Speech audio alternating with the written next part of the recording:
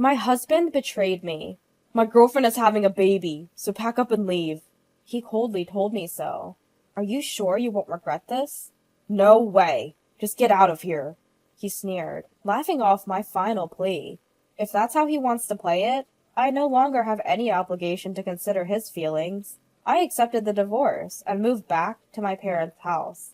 But at that time, I didn't know what was coming next. Who could have imagined that the very next day he'd be at my door, begging for forgiveness? My name is Lily. My father is an executive at a publicly traded company.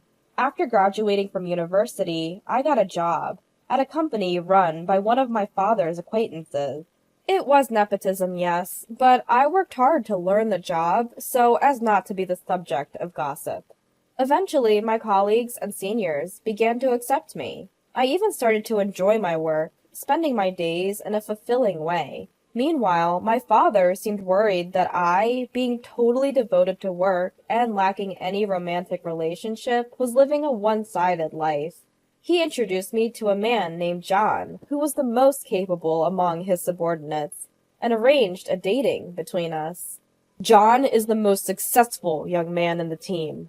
No, it's all thanks to my superiors and seniors who guide me.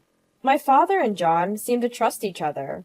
At first, I agreed to date John out of respect for my father, but as I got to know him, I began to think that marrying him might bring happiness.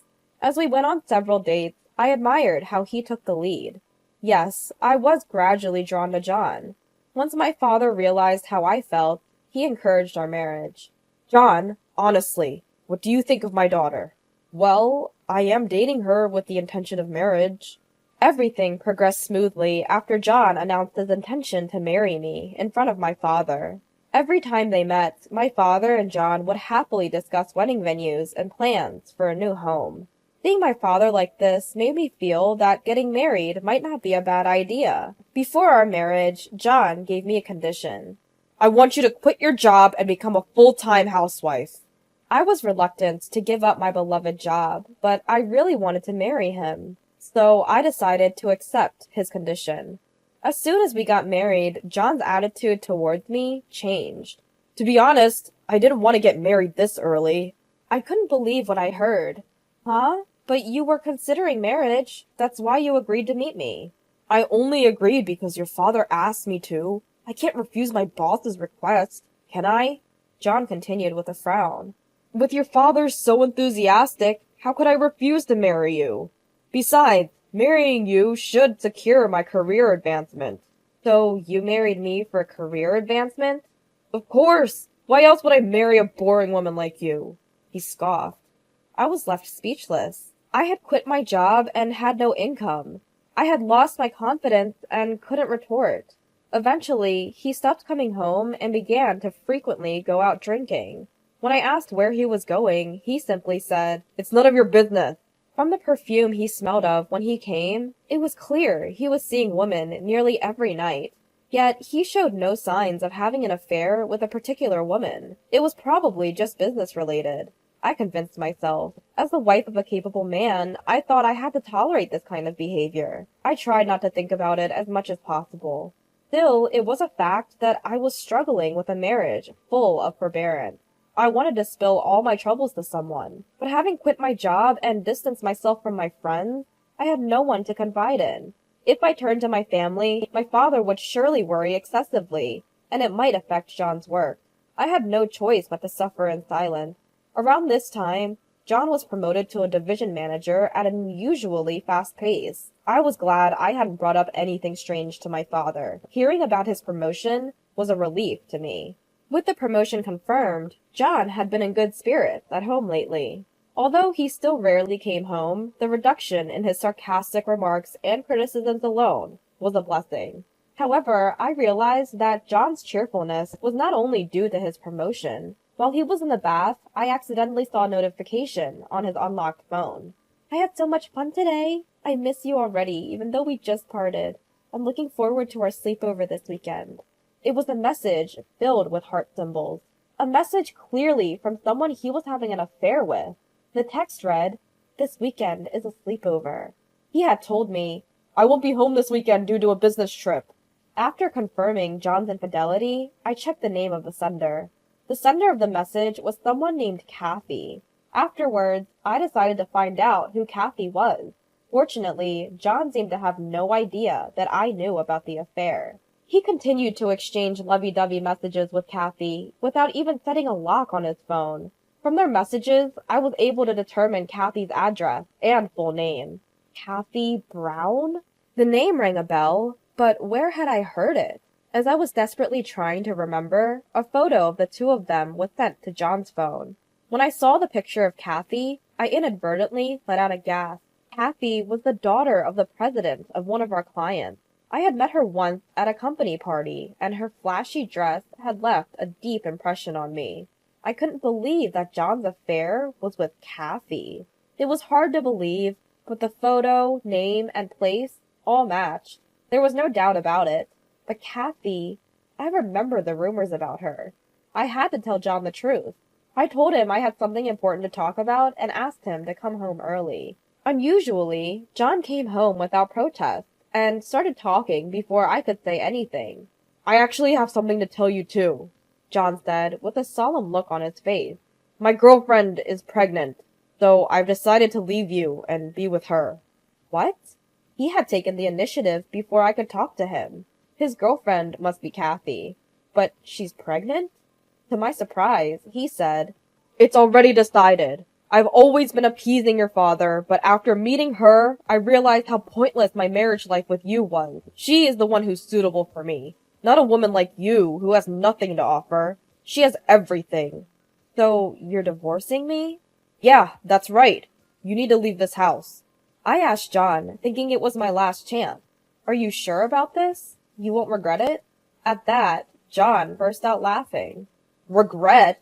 There's no way, right? Let me tell you something good. My girlfriend is the president's daughter. She's in a different league from your father, who's just an executive." "Didn't you respect my father?" "Respect? That's just a pose for promotion. If I marry her, I'll become the next president of her company. I can quit my current job any time, huh? In other words, I no longer need to butter up your father." I don't mind if he ridicules me, but I thought he would be sincere about my father and his work. I can't believe he didn't even have that much sincerity. The moment I found out that, my feelings towards John cooled off. "So, I won't say anything anymore. Do as you like." "Yeah, I'll do what I want to do. You don't have to tell me to do." "Huh." Even though I didn't ask, John began to talk about her incessantly. "She never told me she was pregnant. Was she considerate of my marriage?" "Then how did you find out she was pregnant?" "I happened to find an echo picture in her bag. She probably intended to give birth alone out of consideration for me. What a courageous woman." Completely smitten with Kathy, John was determined to divorce me as soon as possible and propose to her. He even prepared the divorce papers. If that's what John wants, it's actually convenient for me. I'm tired of seeing his face too. John signed the divorce paper with satisfaction and immediately submitted them to the court. After he was gone, I quickly packed my stuff and headed for my parents' house. And so, my married life with John ended just like that, I thought. The call from John to my mobile phone came the next night. "Lily, where are you now?" "Where? I'm at my parents' house. What's wrong?" "At your parents'. I see. Can you come by to the nearby diner right now? I have something important to talk about." "Why don't you come here if you have something to talk about?" "I can't do that. Please come. It's a request for a lifetime." Reluctantly, I headed to the designated diner. There was John, who had completely lost his energy. As soon as he saw my face, he said, "Lily, get back together with me." "What?" I got stunned, but John began to speak, painfully. "Actually, she turned down my proposal." I swallowed the words. I knew it. "She had a fiancé that her parents had arranged. From the beginning, I was just a game to her." "Yeah, I know." "Also, the child in her stomach wasn't mine." I had suspected that from the moment I heard she was pregnant. It was a well-known story in our company that Kathy was engaged to a rich man from another company. When I found out that Kathy was John's mistress, I tried to tell John about it, but before I could, John quickly dumped me and tried to switch to Kathy. There was no obligation to kindly tell him the truth. Knowing this would happen, I kept silent all along. Kathy chose me as a playmate because I'm a married man, thinking there would be no strings attached. When I told her I divorced my wife, she coldly brushed me off, saying, "Are you an idiot?" I don't feel sorry for John, who was depressed. He brought it on himself. Well, you can't compare to a rich young man, can you? Then John looked at me in surprise. How did you know that Kathy's fiancé is a rich young man? I told John that Kathy is the daughter of our company's client. No one in the company doesn't know that Kathy is engaged to a rich young man. I never dreamed that you and Kathy were having an affair. You knew? Why didn't you tell me? I was going to tell you when I noticed you were having an affair with Kathy, but before I could, you told me to get out. Was that the important talk at that time? That's why I asked. Don't you regret it? You scoffed at me and answered, I don't. Remember? So I was relieved and able to easily tell my family the reason for the divorce. Huh. Did you tell this to your father, too? Of course I did. What have you done? It's not too late yet. Take back what you said. Tell him it was a mistake. Don't be foolish. It's too late. Dad is furious. Well, you don't care what my dad thinks about you now.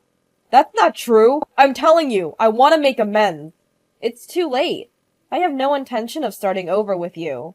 I refuse to be with a man like you, who changes his marriage partner based on his parents' title. But, besides, your true nature is already exposed to my father. I've told him everything, including when you said, I can quit my current job anytime. Is that a lie? Actually, my father said, if so, I don't mind if he resigns right away.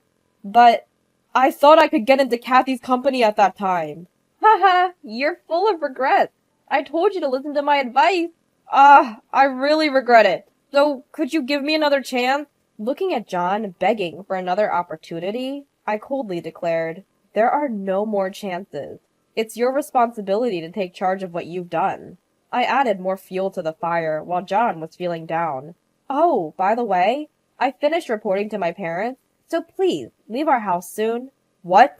You've been telling me to get out, but that house is what my father bought for me. The title should be in my name. Wait! I'm in trouble if you tell me to leave. Either way, you're going to move out soon. So what's the big deal? What do you mean? Let me see, you haven't been informed yet. You are being removed from your post in New York. What did you say? You're being relocated to a remote area.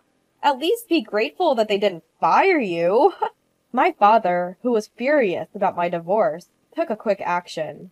He immediately arranged for John to be transferred to a remote area far from New York. It was also a well-known department for layoff candidates.